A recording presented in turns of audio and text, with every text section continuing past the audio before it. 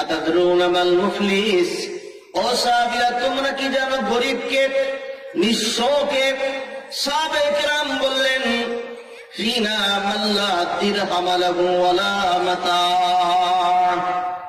সাহাবায়ে কেরাম সকলে বলছেন আল মুফলিস মাল্লা, আল মুফলিসু ফিনা, ওগো নবীজি আমাদের মধ্যে নিঃস্ব হলো ওই ব্যক্তি, মাল্লা দিরহাম লাহু ওয়ালা মাতা, যার কোনো টাকা পয়সা নাই, ধন দৌলত নাই, সেই হলো নিঃস্ব আর গরিব। বলে আমাদের প্রশ্ন করলে আমরা তাই বলবো না যে উনি নিঃস্বকে, গরিবকে? কিন্তু যার টাকা পয়সা নাই, বাড়ি গাড়ি নাই, সেই তো সাধারণত গরিব। কি বলে ঠিক কি ঠিক না? সাহাবায়ে কেরাম একই উত্তর দিলেন।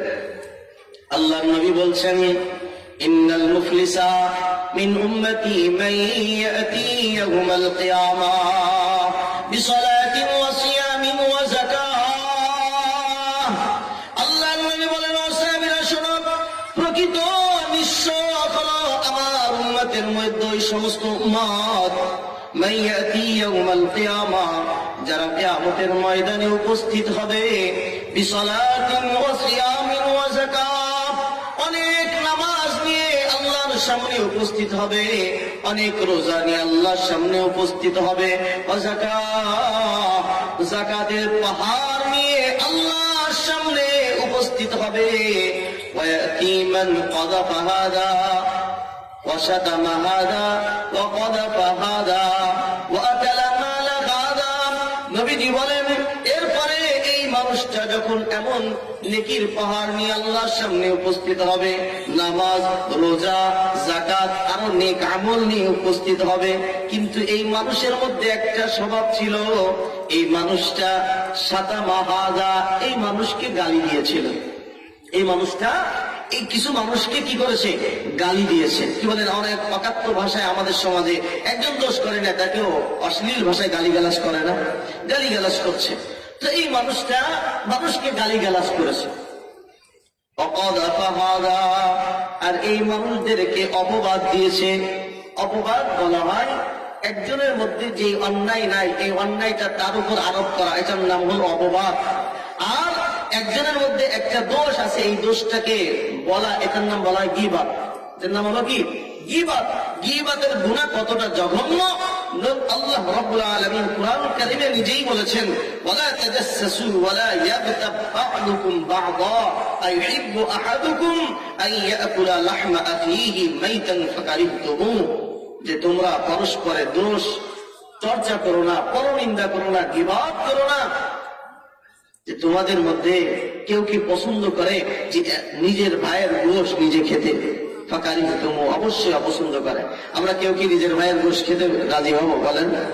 তো আল্লাহ নবী বলেন যে নিজের ভাইয়ের গোশত খাওয়ার থেকেও আরো জঘন্য অপরাধ হলো গীবাত করা। বলেন নাউযুবিল্লাহ।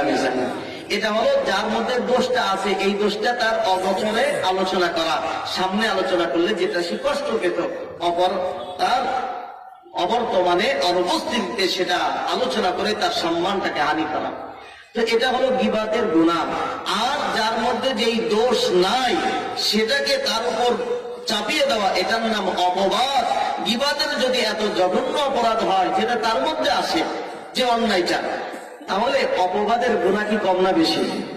আরো বেশি হবে।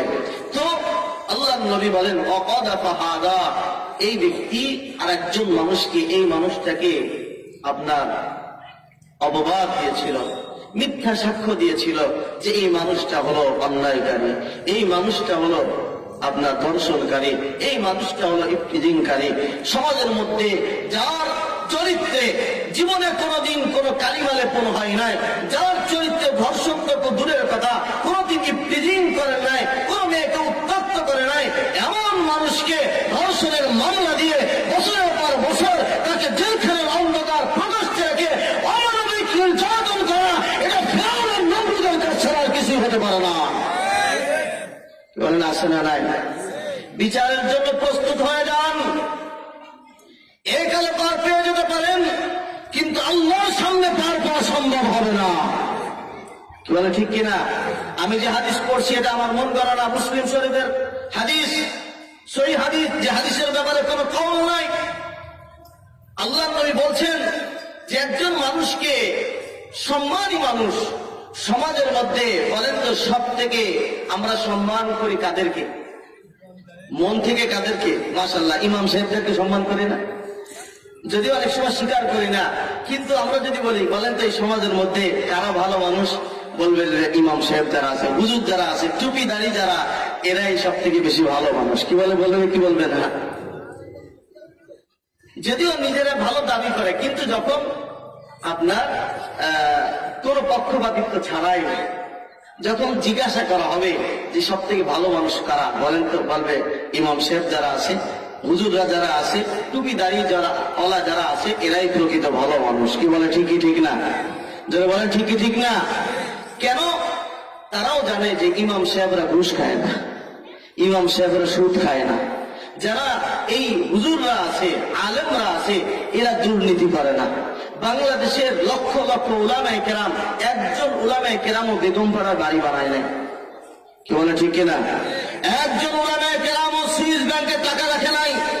একজন উলামায়ে কেরামকেও পাওয়া যাবে না যে তারা দেশের সম্পদকে আত্মসাৎ করে বিদেশে পাচার করেছে, একজন আলেমকেও পাওয়া যাবে না। কি বলে ঠিক কি ঠিক না? এরপরও আলেমদেরকে দোষারোপ করা হয়, তাদেরকে দুর্নীতিবাজ বলা হয়, তাদেরকে জঙ্গি বলা হয়। এটা হলো উদুর পিণ্ডি বুদুর ঘরে চাপানো, অর্থাৎ নিজের দোষকে ধামা চাপা দেওয়ার জন্য সমাজের মধ্যে সব থেকে ভালো মানুষ, নেককার মানুষ, সব মানুষের উপর তাদের দোষটা চাপিয়ে দেওয়া। কি বলে ঠিক কি ঠিক না? মানে যাতে আমার দোষ মানুষ না বুঝতে পারে। কি মানে আছে না নাই? আল্লাহ সহি বুঝ দাঁড় করে বলে আমিন।